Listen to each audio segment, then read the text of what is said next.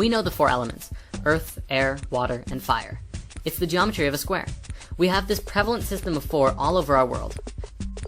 We have four states of matter: solid, liquid, gas, and plasma. We have four seasons: winter is earth, spring is air, summer is water, and autumn is fire. We have four directions. We have four ways of taking in energy: food, water, oxygen, and prana. We have four directions on the Native American medicine wheel. Also, we have the Mayan Hunab Ku, as well as the dream spell calendar. This system is all over the ancient past in symbolism hidden in different cultures. Our reality can be divided in a number of ways that will yield alternative perspectives of what is happening all around you. If you look at everything from a perspective of one, which is unity, you're looking at the full encompassment of everything. You're looking at the source field. There are no dualities. Everything is one. If you look through two, you see duality. You're looking at the male and the female of reality, the structured and the creative and inspiration. If you look through three, you see a trinity: mind, body, spirit, male, female, child, up, down, middle, black, white, gray, or even little things like 111 or 333 on your clock. If you look through four, you see the four elements. They are the physical, mental, emotional, or spiritual, or perhaps 1111 on your clock. We can continue. 5 is the pentacle as well as the dodecahedron. 6 is the vector equilibrium, or cuboctahedron, which we'll talk about in a few minutes. Do you see how each geometry is connected to a different energy? There's a lot of connections here that we can make to start seeing things bigger. Each point on the flower of life is one, and when you connect them, the geometries expand. 2 is the trion ray. 3 is a trinity, a triangle. 4 in the flower of life is a vesica Pisces, but it can also be a square. As these expand, they grow in dimension as well. 5 is a pentagon, and 6 is a hexagon. Each of these numbers relate to our dimensions as well. Dimensions and densities are very interconnected, although they are not the same. Dimensions go like this. 1 is 1 dot. That's unity, or dimension 0. Then 2 is a line. That's duality. 3 dots is a triangle, so you get a flat plane, a two-dimensional shape. 4 dots is a tetrahedron, giving you depth, bringing you to the third dimension. There's no real way of drawing a fourth-dimensional object in a two-dimensional video, but it's believed that they're as amazing as something like this in actual manifestation. You might notice that we're really only looking at up to 6 geometries. This is because as we're evolving, we're moving from a third-dimensional awareness to a fifth-dimensional awareness. So these are the ones that we need to understand. These geometries also work in tandem with the chakras. Everything is connected. So we have the 4 elements down, which means there are 2 more geometries to look at.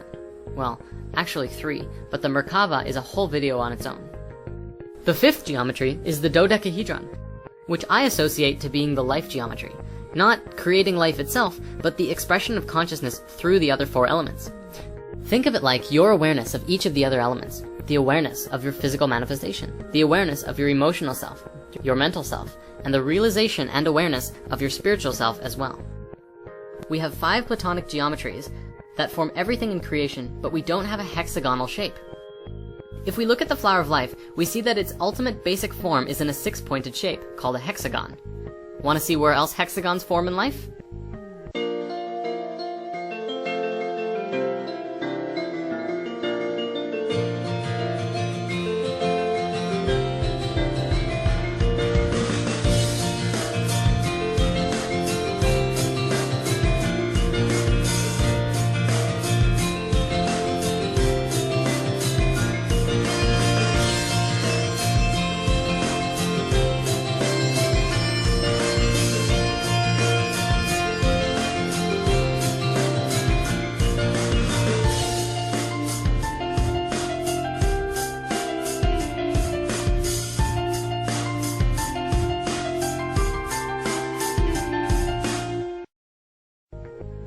We have all of these hexagons, and yet there is no platonic solid that is formed with a hexagon. So, what gives? Well, I want to introduce the vector equilibrium, which was coined by Buckminster Fuller. It is actually formed from 3 two-dimensional hexagons that swivel around each other, and its basic shapes that make it up are an equilateral triangle and the square. These are the 2 smallest shapes that you can make with straight lines, and together they balance at each other's corners to create the perfect shape. Why is it the perfect shape? Well, amazing physicist of the future, Nassim Haramein, has put together a movie called Black Hole that explains this. The reason is that every single line which is connected in this shape is the same distance away from every other point, including the very center of the shape itself.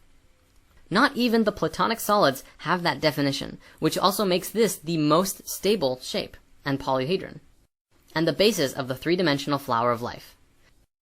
Finally, the only reason it's not a Platonic solid is because it has both squares and triangles within it.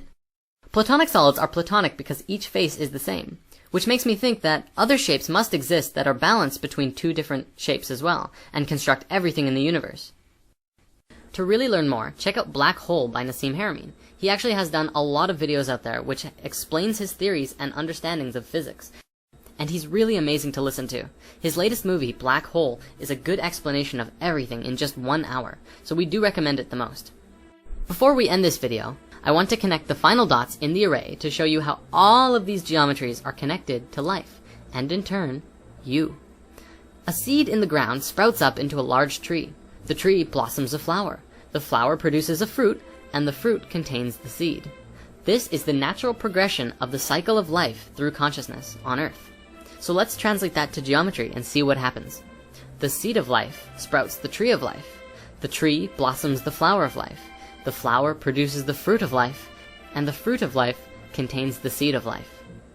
In human evolution, I feel that the human race is still but a seed, an embryo, but about to expand into the tree of life. We're evolving consciously, and we're still stuck on the ground, stuck in the dirt, but not for long.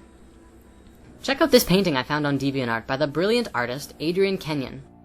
This is his depiction of the miraculous conception of creation and human history. It starts at unity, a sphere. The caduceus is seen coming from it, duality, then a trinity. Then, as the four elements come into manifestation, we get physical reality, crystals form, and water layers over top of it. All of these previous elements were conscious of their own, but now biological life begins to develop in the water and crawl onto land. We go through a few stages of evolution. Dinosaurs, basic mammals, and then humans show up. There's a lot of ideas as to where we came from, and we won't get into this now. Adam and Eve happens, the Buddha becomes enlightened underneath the Bodhi tree, and then something shifts. From this point to here is where we are now. Disconnected from our own natural spiral, paving over the ground, killing people for telling us that being materialistic can heed nothing good. Then come the world wars, and the world falls into chaos. And then something shifts again. From the destroyed world, another seed grows. We switch into a different reality. It starts out small. From out of the chaos, a tiny new Earth emerges and grows larger. This is the new Earth, a new realm of light and purity that we were meant to be connected with all along. The planet continues to evolve. Here exist angels, archangels, and multidimensional hypercubes. The planet becomes more crystalline over time. The last part of the spiral is the seventh dimension and the realm of God, an infinite number of multiverses dividing like cells in an embryo, an ultimate omnipresence, as everything that is contained in all of these multiverses is a part of God's consciousness. A snake biting its own tail, an Ouroboros, is the symbol of cyclic rebirth, like the phoenix. All of the information contained in the seventh dimension is held here like a nest for the next cosmic egg. There are a few other ideas that come to mind about this that I want to share as well. First, look at the shape of it as a whole. It's the triune ray, the geometry of DNA and light that we've been looking at before.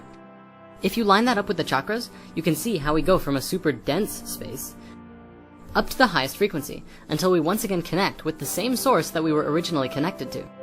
Doesn't that look familiar on the flower of life? If these theories about the flower of life are true, then that means this entire experience of human history and ascension and growth and evolution is just one wave of energy from one point to another on an infinite universe of possibilities. Each point is the supreme awareness of some aspect of the God Source consciousness field, and the energy that moves between it is the vibrations and waves of energy that we are experiencing, called the electromagnetic field. As much smaller fractals of the same source energy have experiences through these waves. This image also doesn't account for the number of parallel realities that we could experience at this point. If the flower of life expands in these directions, then this is just one direction. Maybe instead of total destruction, which is what this image depicts, instead we make our first ET contact on this spiral and join our galactic family. On this wave, maybe something else happens. Like, we start getting superpowers, like in Heroes or something. Maybe all of that can happen right here too. Anything is possible. Such discussion is the nature of this show. You don't have to believe any of this. The power of it lies not in the reality, but the discussion itself. I was told once that art would change the world. I didn't know what that meant for a really long time, but now I think I understand. Art is the expression of any energy, whether it's physical, mental, emotional, or spiritual. Whether it's male or female, it is the expression of consciousness. By taking our art to the next level and finding value in what we like to express, and what we want to see expressed, we begin to share and express more of our own truth, and our love, and our freedom. That is the nature of the transformation on this earth, as well as the desire to do and create. The artist has put together a short explanation as well as a long 30-page detailed version of what this image truly means, at least to him. And if you want to go deeper, there are links in the comments to his website and DeviantArt page. We're also featuring a lot of new art on the Spirit Science print shop, which we highly recommend checking out as well. Namaste everyone. See you next time.